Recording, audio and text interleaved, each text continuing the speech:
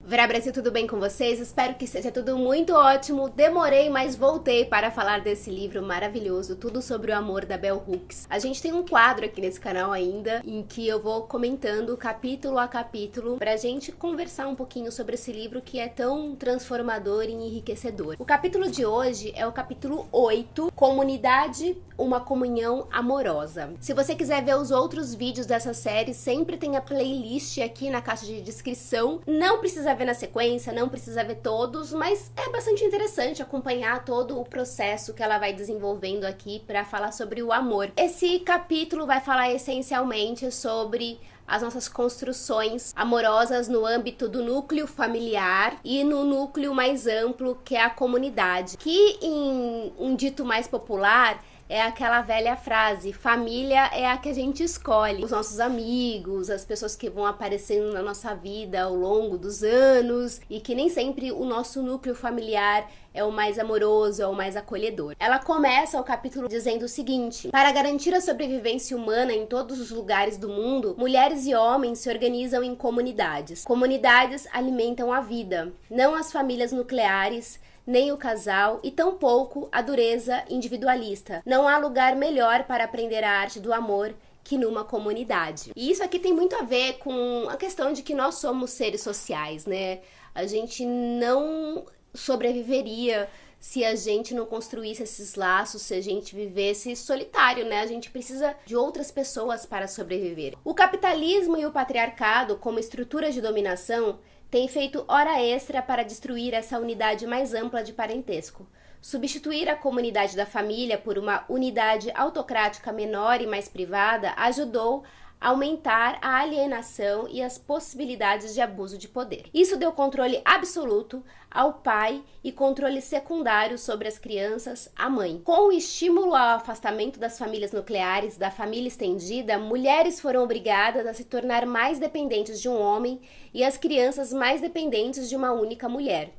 É essa dependência que se tornou e continua sendo o solo fértil para abusos de poder. O fracasso da família nuclear tem sido amplamente documentado, frequentemente exposta como disfuncional, como um lugar de caos emocional, negligência e abuso. É um projeto do capitalismo, do patriarcado, que a gente busque essas famílias cada vez menores, né, nucleares, menores não no sentido de ter menos filhos, não é sobre isso, que a gente busque um parceiro, um par romântico, para que com esse par romântico a gente construa a nossa família, tenha os nossos filhos. Com esse relacionamento a gente se afaste cada vez mais dessa família que é extranuclear, né? Que é essa grande comunidade. A mulher, ela vai ficar sobrecarregada com as funções da casa, né? Com as funções domésticas, com as questões dos filhos. O homem como aquele provedor. A energia vai girar só em torno desses dois parceiros. A gente supõe que deveriam ser parceiros, que não é sempre assim que funciona a realidade. As funções desses dois parceiros ficam extremamente sobrecarregadas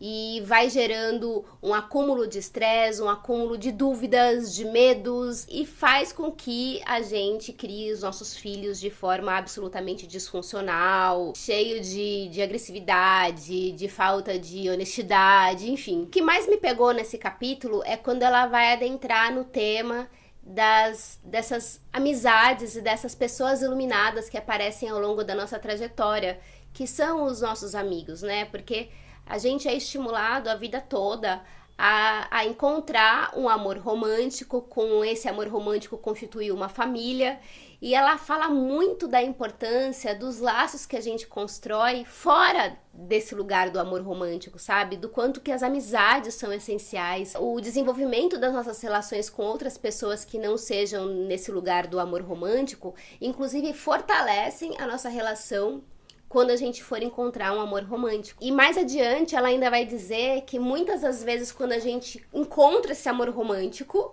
né, esse parceiro, essa parceira, a gente acaba se afastando desses nossos amores que a gente construiu ao longo da vida, em detrimento a essa relação. Você acaba se limitando a esse núcleo, só um ao outro, você não expande as suas vivências, você não expande a sua percepção em relação as outras coisas da vida, e isso acaba fazendo com que seja uma relação obsessiva, abusiva, enfim, né? Não é nada saudável quando você constrói essa relação romântica e você simplesmente descarta aquelas suas amizades que também são amorosas, né? Não dentro desse âmbito do romântico, são amorosas, são honestas, são essenciais para sua vida. A maioria de nós é educada para acreditar que encontramos o amor em nossa primeira família, nossa família de origem, ou, se não lá, na segunda família, que se espera que formemos,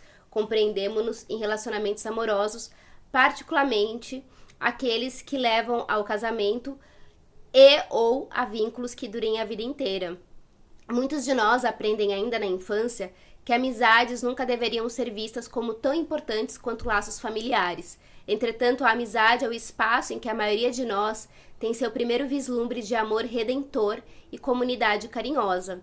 Aprender a amar em amizades nos fortalece de formas que nos permitem levar esse amor para outras interações com a família ou com laços românticos. E tem uma coisa muito interessante que ela vai dizer aqui ao longo do texto, desse capítulo. Quando a gente está numa relação de amizade extremamente sincera e íntegra, a gente acaba não admitindo algumas coisas que nos incomodam. Então, se um amigo faz alguma coisa que não bateu legal pra gente, ou se o amigo comete algum equívoco, a gente automaticamente, nas relações que são saudáveis e honestas, obviamente, a gente aponta pro amigo: olha, isso que você fez não foi legal, procura não repetir, olha, você cruzou uma linha aí que não foi legal, ou nossa, que máximo isso que você fez. A gente aponta elementos que são honestos, são sinceros, porque essa pessoa é sua amiga. Só que nas nossas relações românticas a gente acaba